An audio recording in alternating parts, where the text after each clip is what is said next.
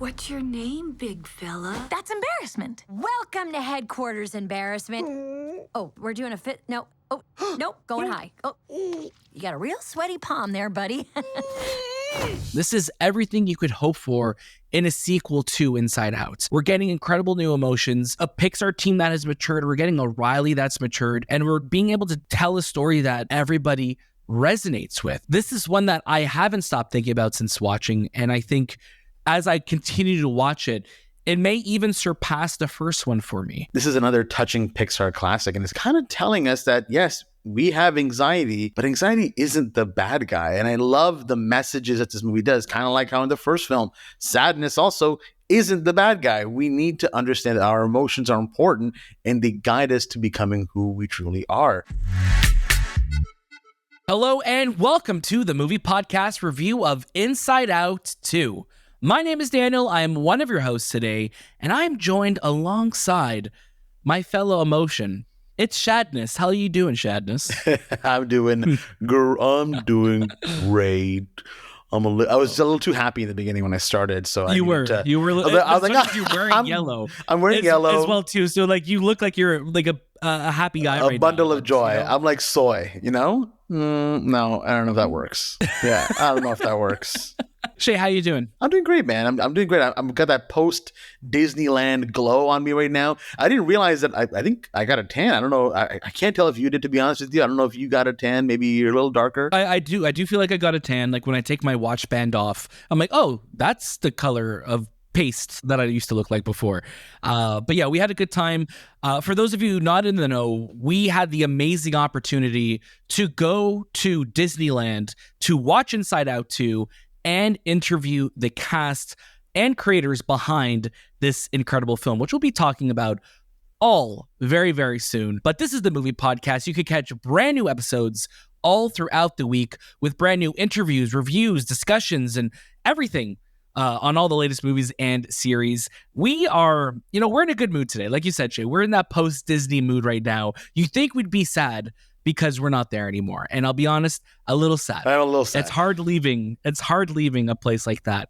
But it was an incredible time. But if you like what we're doing here on the movie podcast, if you want to follow and see all of the incredible things that we're up to, please follow us on Instagram, follow us on X, on any social media out there. We are there at the movie podcast. Check out our show notes below for everything you need to know and more, including our Discord. If you want to talk about Inside Out once you watch it this Friday in theaters, head over to our Discord room. You could talk about it with us there.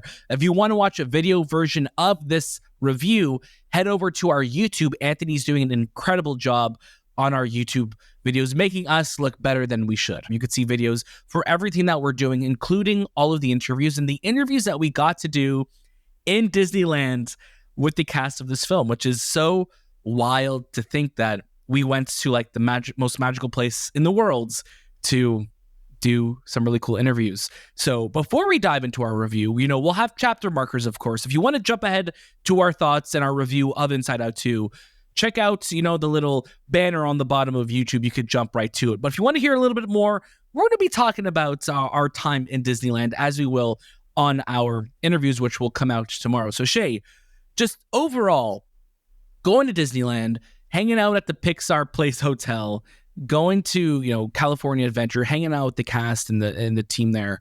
How was your overall, mindset over the last few days that we were there? It was phenomenal. Like, there's no other way to kind of say it. I think we had the best time that we possibly could, with as little sleep as we possibly could as well. I think that's kind of the theme of the weekend as well. But no, you don't need to sleep at Disneyland. No, we had such a good time. I mean, we got there Friday, and we got a chance to meet a lot of the people that we look up to in this industry. And we met like people like Kevin McCarthy, Jake Hamilton, Morgan Hoffman from Canada, and obviously Devo Brown. And we're meeting all these amazing people that we interact with within this world of ours. And we got to just see Disneyland. One of the things that, you and I have had the experience of doing, Daniel, is we went to Disneyland back in 2017, quite like 100 years ago, according to COVID rules. So going back now and kind of going with a different mindset, you know, we've started this show. We're a lot more in this industry now. There's a different look to everything. And it was so much more enjoyable, I think, kind of experiencing it all. We got to ride Rise of Resistance, for example. We got to ride Space Mountain, for example. Yeah. So we had a blast. And of course, being with Disney there and also just having them kind of take us through the ropes of the Inside Out 2 film and everything around that was just like crazy. It's truly a blessing. And I'm so grateful for everyone who's been following us and listening to us, because it's because of you people that we're allowed to do these things. It's exactly true. And, you know, you mentioned, you know, we've been lucky to travel with Morgan before and with Devo. So to be in all places, like to be in a theme park with them is amazing. And they're great, you know, Canadians in our industry that we love working with here. And of course, you know, you mentioned Jake Hamilton, Kevin McCarthy, Brandon Davis is another one who, you know, after we had our interviews and we were like, after like our first day there and watching the film, we got to go see World of Color at Disneyland. And after that, Brandon and Jake are like, yo, let's go explore the park. So it was like the 6 of us, like me, you, Devo, Morgan, Brandon, and Jake, just exploring the park.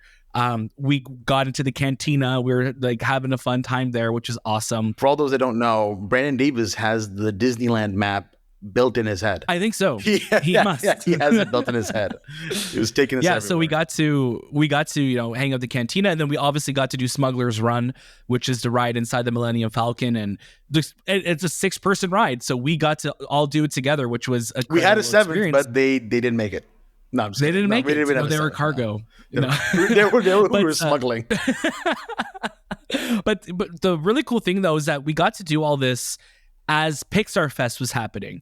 So Pixar Fest was happening in you know, California Adventure, and we got to see all of this, all the love that Pixar has. Like, I mean, Pixar is one of those studios that, when I think of Disney, when I think of growing up watching movies and falling in love with movie, my first memory is watching Toy Story, and I think about that and seeing just all the insignias and the logos and the love, the characters in the park. It's really cool to see that. So they're celebrating Pixar Fest. If you are going, planning on attending Disneyland or California Adventure, they're celebrating that until August 4th.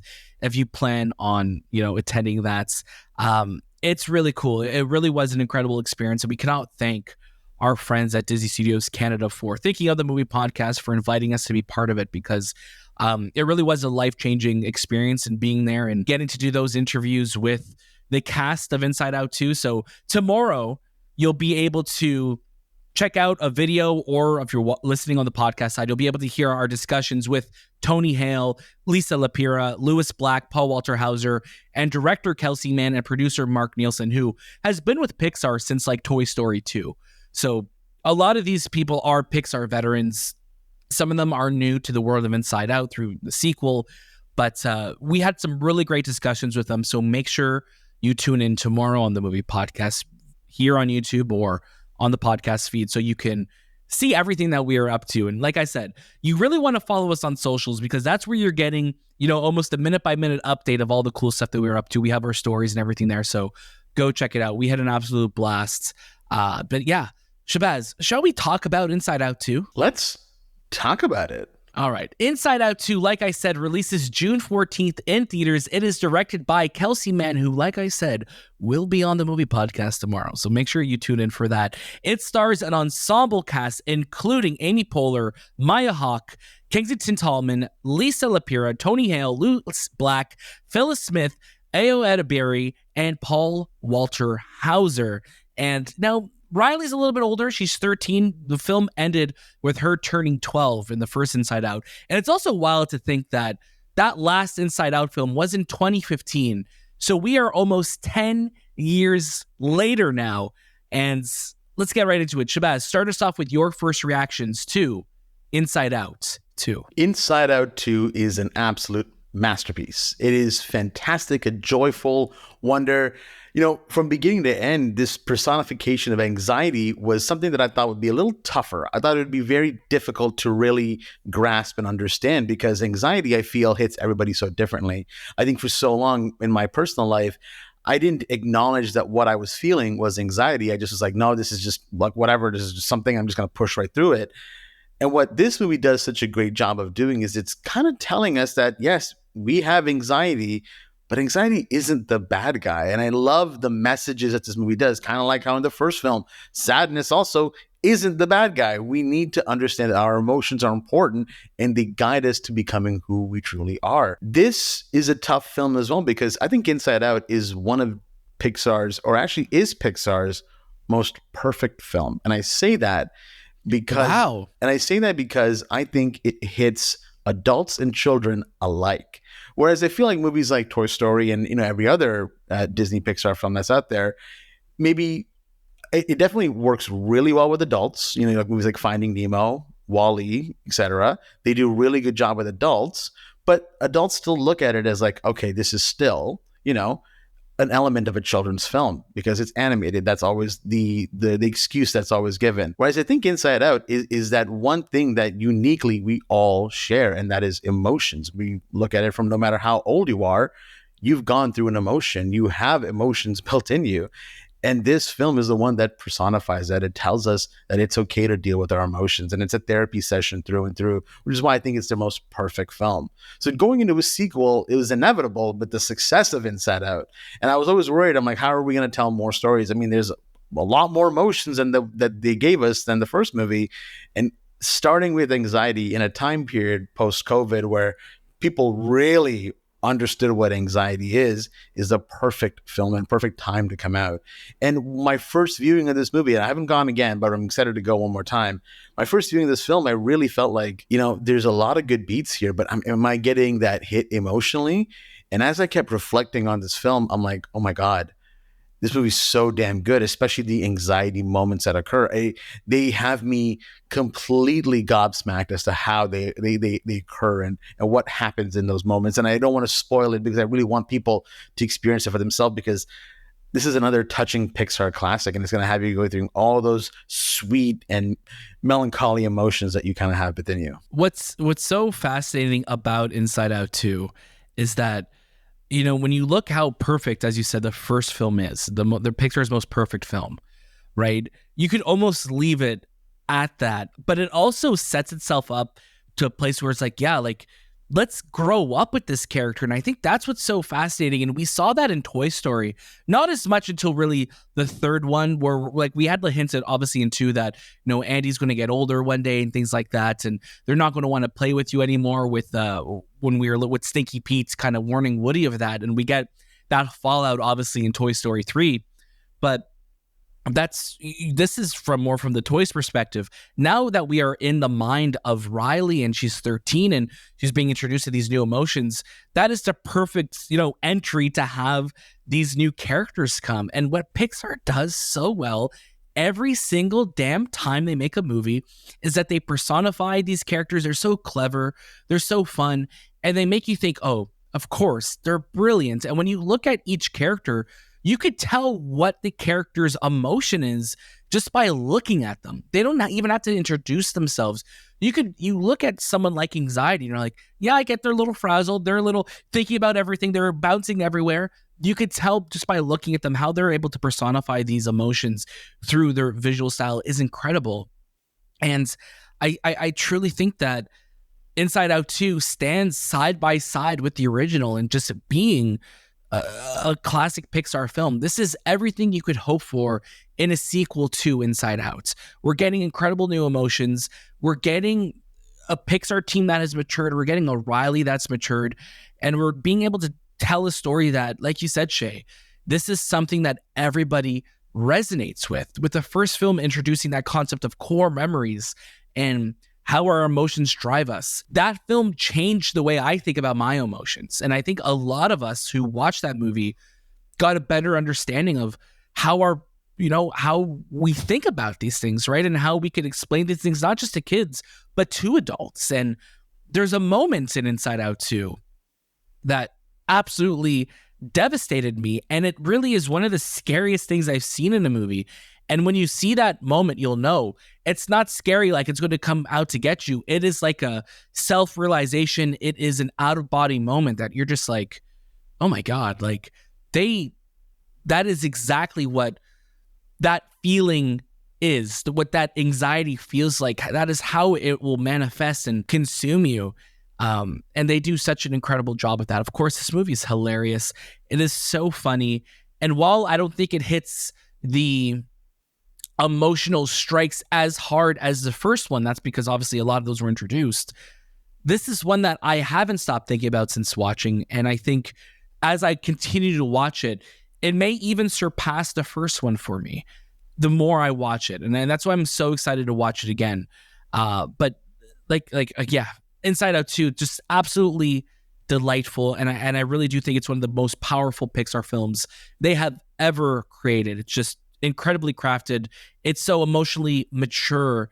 And it's just one that I think all ages are going to get something out of it. So it's definitely something that you need to watch. But Shay, let's dive in a little bit more. I know there's some changes. Well, a lot of the groundwork has been set with the first film. We really got to understand the world building that's been done. And what's interesting about Inside Out 2 is that it is, I personally feel, a smaller story. The scale of this story isn't as drastic. It's really just taking place over a weekend at a hockey camp, and it's about fitting in and that transition of going into high school. The first one is really just growing up pretty much until you're 11 years old, and then dealing with a gigantic thing, which is moving from one state to another, which I've moved countries, but I was such a child that it didn't affect me. But I've moved cities as an adult, and I have been devastated and so upset that this move is happening. So as a child, it definitely hits a lot harder, which is why I feel like the first film's scale is a lot bigger, whereas the second film, it feels like where it's taking place is okay, we now know Riley, we now know what's kind of going on in her life. Where's the next step?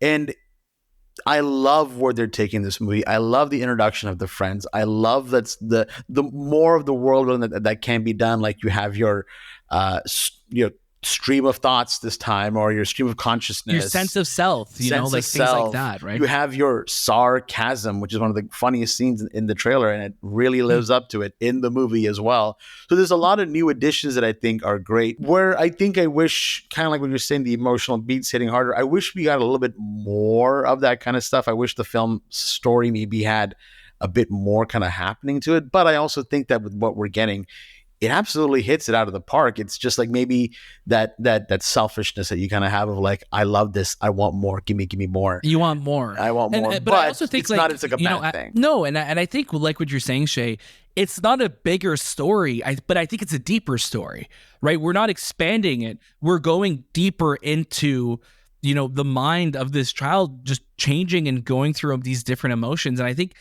the film is all the better for that, because when you really break down, and we watched obviously the first Inside Out a bunch of times. We watched it before we left.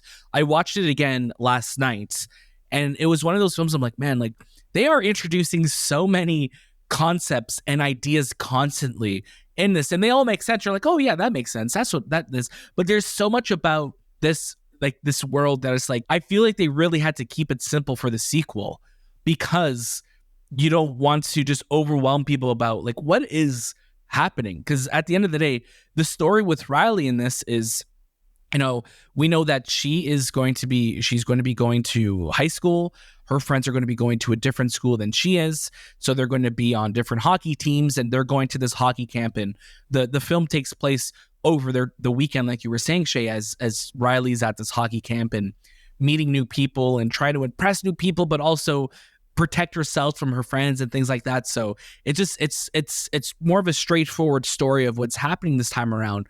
And I think we're getting a lot more time with Riley in this one than I feel like we got in the first movie. Maybe that's just me judging it or seeing it differently. I'm curious with the rewatch, but it felt like we had a lot more Riley scenes this time around than we did in the first movie, where we were a lot more inside of her head and seeing her reactions to stuff. Am I off base with that, or how would you feel the balance was? I don't think you're 100% wrong. I think you're 50% wrong. No, I'm just kidding. Okay. No. I think as I'm kind of replaying it in my head, maybe the way I'm kind of seeing it is it felt very balanced in both films. But I am curious on a rewatch what I see more of, because the scenes that I'm remembering and the scenes that I'm remembering from the first movie, I feel like, okay, I'm counting the same number. But you know what? There is definitely that possibility that we are getting a lot more about Riley's personal life, because we're seeing also now newer characters constantly interacting with her, which is her friends. In the last film, typically we're just seeing mom and dad, and then also just her at school with random people.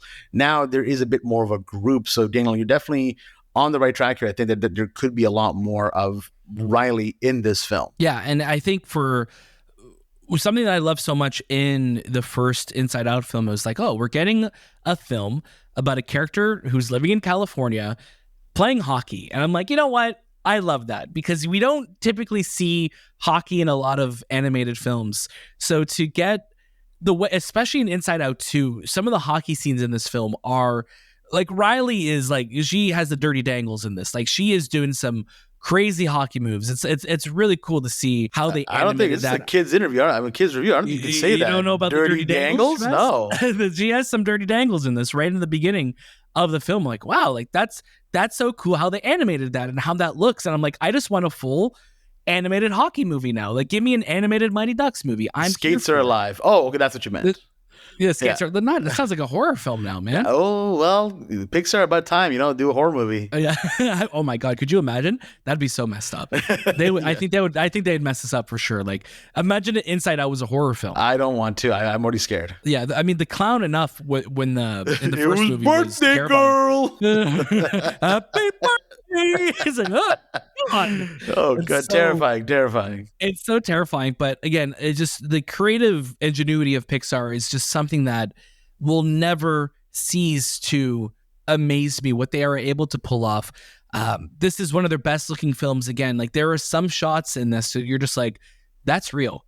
Like, this, like, that looks incredible. What I think they've upped their game with so much is their lighting engine, because the way the lighting looks in these worlds now, even though you still have that classic Pixar look, you go back and watch early Pixar films, anything pre-Up, and they have a very distinct look to it, or even pre-Wall-E. They have the lighting looks a lot more flatter. In this, there is such a richness to the lighting that you are just transported, and you're like, oh my God, that looks like photorealistic. Like, I just want to, and rewatching Inside Out at home, I'm like, oh, Dolby Vision, HDR, make sure everything's on, because it's so vivid. And I think, again, the world inside Riley's mind is that. So it's really cool, and really seeing how there's different art styles that are introduced this time around with Lance Slashblade and different, there's some 2D animation about, there's so much. And like, I know they played with it a little bit in the first film. They really lean into it in this one, where we're seeing these different art styles. I wanted to ask you, Shahbaz. So Pixar is a studio that we've gotten sequels to films before. They're not typically a sequel studio, with the exception of a few movies, obviously. So we had that span of almost 5 years in the late 2010s where we got Finding Dory, then we got Cars 3, then we got Incredibles 2, then we got Toy Story 4. Monsters University. Obviously, Monsters University was in 2013. Oh, so you meant like just 2010. Yeah, sorry. I was meaning like, it was like they had that run of just sequels, and also Right. Monsters U, technically a prequel, but still obviously another entry into the series, 100%. They weren't usually like that, yeah. Yeah, so, Pixar is starting to leaning into the sequels more, and then they backed off a little bit. How do you think Inside Out 2 ranks among the sequels of Pixar films? Obviously, Toy Story being, the crown jewel. All of those films are real gems for us, right? Like, they are just I think Toy Story 1 to 3 definitely are my real gems, and I think Toy Story 4 is definitely a hard, strong watch it, absolutely phenomenal film. Yeah. So let's look at the twos then. Let's look at Toy Story 2. Let's look at Cars 2. Okay. Let's look at Incredibles 2, and let's look at Finding Dory. Now, you going to rank them? Is that what you want? Well, you don't have to rank all of them, because I know I just threw a lot of movies at you. Oh, I remember But them. where would you say Inside Out 2 is the best sequel to a Pixar film since Toy Story 2? Absolutely. I think Toy Story 2 is still their best sequel, because what's funny, Daniel, we had this conversation a lot when we were at Disneyland with a lot of people. We were surrounded by Pixar, so we couldn't help it. We couldn't help it. And we were just like, what's your favorite sequel? What's your favorite sequel? And we just talk to about random people in the park. Just to random, they were like, you guys have to leave the park now. When we talk about Toy Story, especially, I think people, it's always like this thing of like, and this is a bit of a stretch, maybe not, but you talk about Godfather 1, Godfather 2 here, right? And you talk about Sure, people yeah. love the first Godfather film, but they'll always be like, no, but Godfather 2 is better. And I think you and I kind of came to this conclusion, and you can correct me if your mind has changed, but we think that Toy Story 2 is the more fun sequel. It's the more zanier and goofier sequel. And that's why I think I enjoy watching it a lot more than 1. I think 1 is the better film, though, because it's setting up so much and it's got a fantastic more iconic story, film. more iconic film. But 2 is just so easily rewatchable because of how fun and silly it is, and because some of the dramatic turns in that film are kind of scary. Like Stinky Pete, he's kind of terrifying. It's dark. It's dark, right? And it goes to show just how like Pixar really isn't afraid to go there when they need to. And, to tie it back to Inside Out 2, which I also think is the best Pixar sequel since 100%. Toy Story 2. Again, not including 3. We just said sequel, so number 2. The fact that there's a scene in this film, again, no spoilers, that we're seeing anxiety, start to really consume the mind of Riley. And I'm getting goosebumps thinking about it right now. It's so like shocking, and I was gobsmacked watching it, where I'm just like, I feel like I was frozen in time. I felt like I was just like, I know exactly what this feeling is right now, and you don't know it unless you go through it. But when you recognize it, it really makes you feel and empathize exactly what Riley's going through. And it really is something that, like, even now I'm thinking about it, I'm like, oh my God, like it's overwhelming. It really is an incredible moment. And I really think of all the scenes in any movie this year, that scene is going to stick out to me. It's one of my favorite movie scenes that I've seen in theaters this year. It really is incredible. And anyone who deals with anxiety, which is everyone, is going to resonate and remember that scene. And I just truly, truly loved it. It was a moment for me where my eyes started watering. I was like, oh my God, I'm about to cry in front of all this press. And I didn't. No, he's not in front of the Americans. Not in front of the Americans. I didn't bring enough tissues with me. My hands right now are covered in butter from the popcorn, so my eyes will be burning as I wipe them away. And you know what, man? Somebody's just gotta let it out, and I did. I let the tears roll because it felt right. Let's get to our final recommendations for Disney and Pixar's Inside Out 2. Shahbaz, please take it away. I've been thinking about this movie a lot, and I think that the strength of this film outweighs any of the, criticisms that we kind of have for it. And it's a film that I am confident I'll be seeing again in theaters. I'm so excited to watch it at home on Disney Plus, and then probably buy a copy of it too, because it's just that good of a movie.